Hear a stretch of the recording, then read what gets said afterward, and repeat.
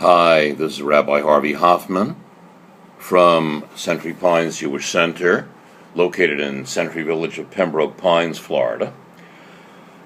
And as we approach the holiday of Shavuot, coming up next week, we can very easily ask ourselves an extremely justifiable question.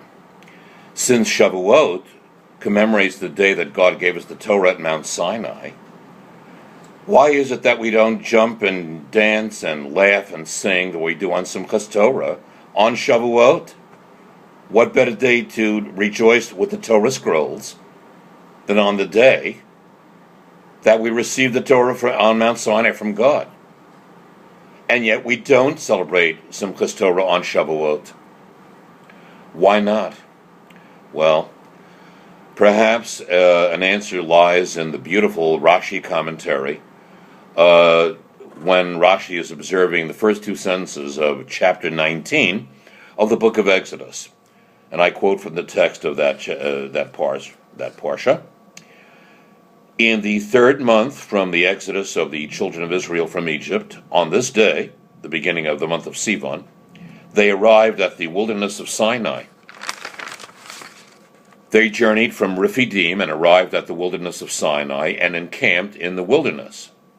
And here's the part that bothers Rashi. And Israel encamped there opposite the mountain, unquote. Well, in speaking of the encampments of the Israelites throughout the Torah normally uses the plural verb, vayachanu, and they encamped. But in the phrase that ends the sentence, and Israel encamped there opposite the mountain, the Torah uses the singular verb, vayichan. Perhaps, in Rashi's opinion, it indicates that this encampment was totally united. All the Jews in the camp were totally united, unlike future encampments that we read about in the book of Leviticus, and for that matter, Numbers as well. So Rashi comments accordingly in regard to an Israel encamped there in the following way. He says, Ke'ish echad belev echad. They encamped as one man with one heart. Now think about that. One individual with one heart.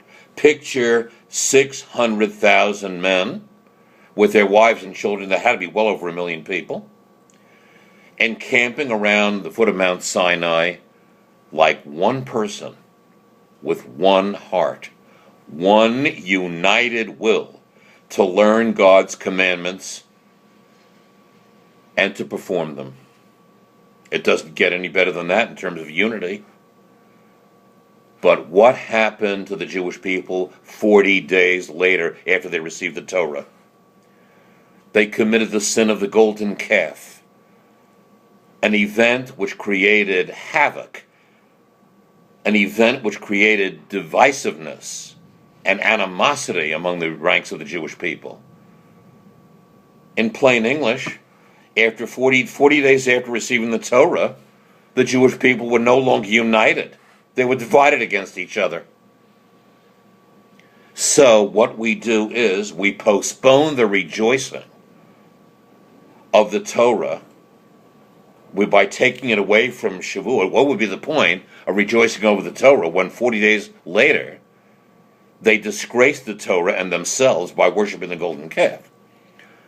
Instead, we postpone it till after a long, extended period of repentance, starting with Rosh Hashanah, the Jewish New Year, going through Yom Kippur, the Jewish Day of Atonement, and ending in the 8-day holiday of Sukkot, after which we rejoice with pride and genuine happiness, because we know that at that point, God has forgiven us for all of our wrongdoings, and He's given us a whole new Jewish year with a clean slate, a perfect way to approach the idea of dancing with the Torah, and a perfect reason to dance with pride and joy.